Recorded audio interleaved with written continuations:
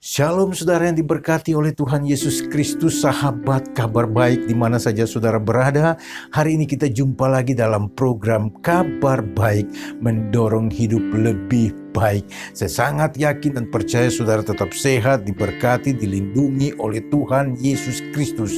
Kebenaran firman Tuhan hari ini akan kita belajar untuk menguatkan dan meneguhkan kembali iman dan percaya kami supaya mendorong kehidupan kita semakin hari semakin baik. Saudara sahabat kabar baik yang diberkati oleh Tuhan Yesus Kristus, topik kita pada hari ini tentang iman.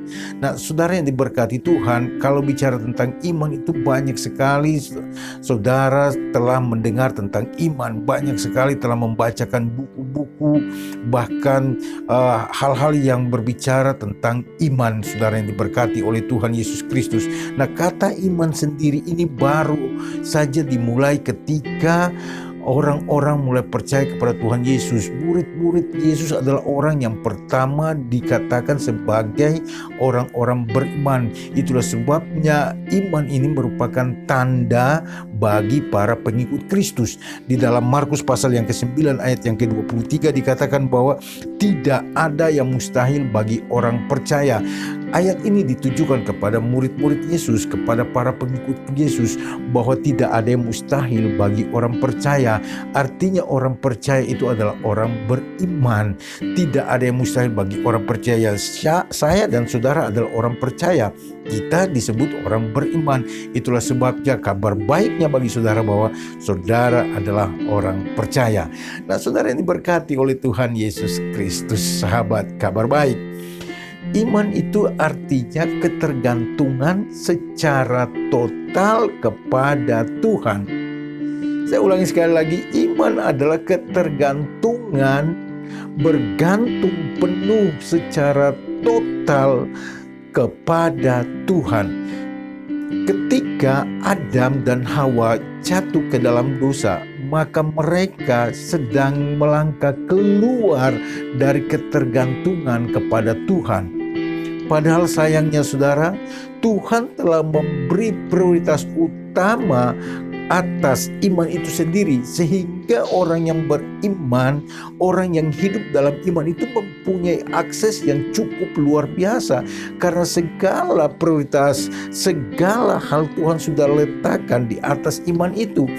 Mereka punya akses, mereka bisa melakukan apa saja ketika mereka belum jatuh ke dalam dosa. Dalam hal ini Adam dan Hawa. Tetapi ketika mereka jatuh ke dalam dosa, mereka terputus hubungan dengan Tuhan. Tidak ada lagi ketergantungan kepada Tuhan. Hingga ketika mereka, Adam dan Hawa, kembali kepada Tuhan, maka iman itu bisa disebut juga dalam pengertian bahwa iman adalah jalan di mana kita akan kembali kepada persekutuan dengan Tuhan. Kalau saudara punya iman, timbul kembali iman kepada saudara, maka saudara punya sebuah akses kembali, jalan kembali untuk datang dan hidup dalam persekutuan dengan Tuhan Yesus. Iman juga ini punya pengertian bahwa dapat melepaskan kita dari ketidakmampuan kita datang kepada kemampuan Allah. Iman itu melepaskan saya dan saudara dari setiap kelemahan kita, ketidakberdayaan kita, ketidakmampuan kita sebagai manusia untuk masuk ke dalam kemampuannya Allah. Saudara yang diberkati oleh Tuhan Yesus Kristus, itulah sebabnya pada kesempatan ini kita akan terus belajar tentang iman. Nah, iman ini di dalam Ibrani pasal yang ke-11 ayat yang pertama dikatakan bahwa adalah dasar dari segala sesuatu yang kita harapkan dan bukti dari segala sesuatu yang tidak kita lihat. Nah, ini adalah dasar dari segala sesuatu, tetapi iman ini tidak berarti tidak mempunyai dasar. Saudara yang diberkati oleh Tuhan, sahabat kabar baik, Anda kalau punya iman, iman Anda harus punya dasar. Walaupun iman itu adalah dasar dari segala sesuatu. Saya beri contoh yang sangat sederhana. Sebuah misalkan saudara makan itu saudara punya nasi dan lauk itu ditaruh di atas piring. Katakanlah piring itu adalah iman. Saudara taruh semua di atas piring saudara, tetapi bukan berarti piring saudara itu tidak bisa harus tidak diletakkan di atas sesuatu. Piring itu justru diletakkan di atas meja, saudara yang diberkati. Piring tidak akan melayang.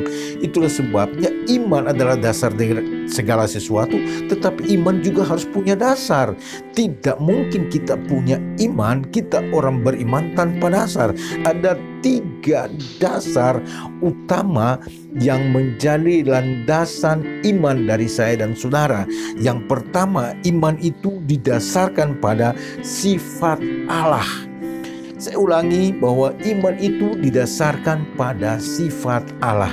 Nah, bicara tentang sifat Allah yang merupakan dasar iman saya dan saudara, ada 3 sifat Allah yang merupakan dasar itu. Yang pertama, di dalam Maliaki pasal yang ketiga ayat yang ke-6 dikatakan bahwa Allah itu tidak pernah berubah. Ini satu sifat yang paling mendasar. Sifat Allah adalah Allah tidak pernah berubah. Itulah sebabnya mari letakkanlah iman saudara pada atas dasar kebenaran ini. Allah tidak pernah berubah. Dia bukan manusia sehingga dia berubah, saudara yang diberkati oleh Tuhan Yesus. Kalau saya dan saudara sehari bisa berubah sekian kali. Hari ini kita bisa katakan A, sebentar lagi sudah B, C. Tidak jelas saudara, karena kita manusia biasa, mudah berubah. Buat janji tiba-tiba gak bisa menepati. Saudara yang diberkati oleh Tuhan, sahabat kabar baik, Allah kita, Tuhan yang kita sembah adalah Tuhan yang tidak pernah berubah. Sekali dia katakan ya, tetap ya. Ini adalah landasan iman dari saya dan saudara. Kemudian dasar yang kedua, dasar sifat Allah yang kedua adalah di dalam Ayub pasal 42 ayat yang kedua dikatakan bahwa Allah tidak pernah gagal. Segala rencananya tidak pernah gagal. Kalau yang pertama dia tidak pernah berubah atau tidak bisa berubah. Yang kedua dia tidak bisa gagal dan tidak pernah gagal. Ini merupakan dasar iman saya dan saudara. Iman kita semakin kuat karena kita mengerti tentang hal ini, bahwa Tuhan kita tidak pernah berubah, Tuhan kita tidak pernah gagal. Saudara yang diberkati oleh Tuhan Yesus Kristus. Dan yang ketiga, sifat Allah yang ketiga yang tidak dimiliki oleh manusia siapapun adalah Allah tidak pernah berdusta. Di dalam Bilangan pasal 23 ayat 29, kalau dia sudah berjanji dia akan menepati, karena dia bukan Allah yang berdusta. Saudara yang diberkati, 3 sifat ini yang tidak dimiliki oleh manusia. 3 sifat yang berbeda karena dia Allah. Yang pertama, dia tidak pernah berubah. Yang kedua, dia tidak pernah berdusta. Dan yang ketiga, dia tidak pernah gagal. Saudara yang diberkati, mari pakai ini menjadi landasan daripada imanmu. Iman adalah dasar dari segala sesuatu yang kita harapkan dan bukti dari segala sesuatu yang kita tidak lihat. Tapi letakkanlah imanmu atas dasar kebenaran ini, atas dasar sifat Allah. Dasar yang kedua yang perlu kita letakkan iman kita di atasnya adalah merupakan karya keselamatan, karya kematian dan kebangkitan Tuhan Yesus Kristus merupakan dasar, landasan daripada iman saya dan saudara. Saudara yang diberkati, sahabat kabar baik, mari jadikan karya kematian, karya penebusannya di kayu salib ini merupakan landasan. Karena dia mati untuk kita, saudara, untuk menebus saya dan saudara, untuk menyelamatkan kita. Dia Tuhan, dia tidak berdosa, dia tidak melakukan sebuah kesalahan pun, tetapi dia rela menjadi mati, terhina untuk saya dan saudara. Jadikan ini merupakan dasar iman, dasar kepercayaan kita kepada Tuhan Yesus Kristus. Saudara, kalau ditanya apa dasar saudara beriman, katakan bahwa saya punya dasar atas dasar sifat Allah yang tidak pernah berubah, tidak pernah gagal, dan tidak pernah berdusta, dan atas dasar karya kematian dan kebangkitan Tuhan Yesus di kayu salib.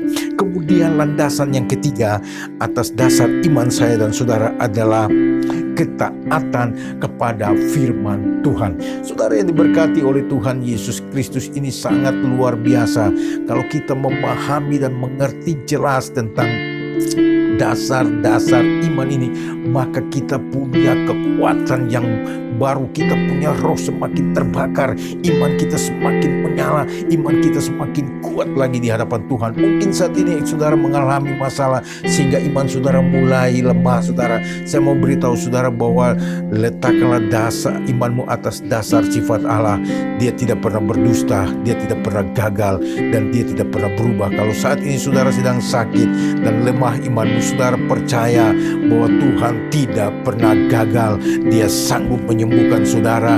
Dia bukanlah manusia sehingga dia akan gagal. Saudara, jangan pernah ragu sedikit dengan dia. Puji Tuhan, percaya akan karya kematiannya di atas tiang kayu salib, pengorbanannya untuk menebus dan menyelamatkan saya dan saudara, dan percaya akan setiap kebenaran firman Tuhan. Ketaatan kita kepada firman Tuhan itu merupakan dasar daripada iman saya dan saudara. Puji Tuhan, saudara yang diberkati oleh Tuhan Yesus Kristus. Saya sangat diberkati dengan kebenaran ini saudara, bahwa iman itu merupakan dasar dari segala-galanya, tetapi iman itu perlu diletakkan atas dasar kebenaran firman Tuhan. Nah, itulah sebabnya iman itu dikatakan bahwa sebuah ketaatan kepada Tuhan, tindakan atas jawaban dan mendengarkan firman Tuhan. Jadi iman itu adalah ketaatan dan tindakan atas jawaban sebagai jawaban dalam kehidupan kita untuk kita dapat mendengarkan kebenaran firman Tuhan. Saudara yang diberkati, semoga kebenaran ini meneguhkan kembali saudara-saudara, membangkitkan kembali iman saudara. Mari kita melangkah masuk kembali dalam persekutuan dengan Tuhan, supaya kita punya akses menerima jawaban dan kepastian dari Tuhan Yesus Kristus. Tuhan memberkati saudara, teguhkan imanmu, bangkitkan imanmu. Puji Tuhan, Tuhan memberkati, dan sampai bertemu pada segmen berikutnya. Shalom, shalom, shalom. Haleluya.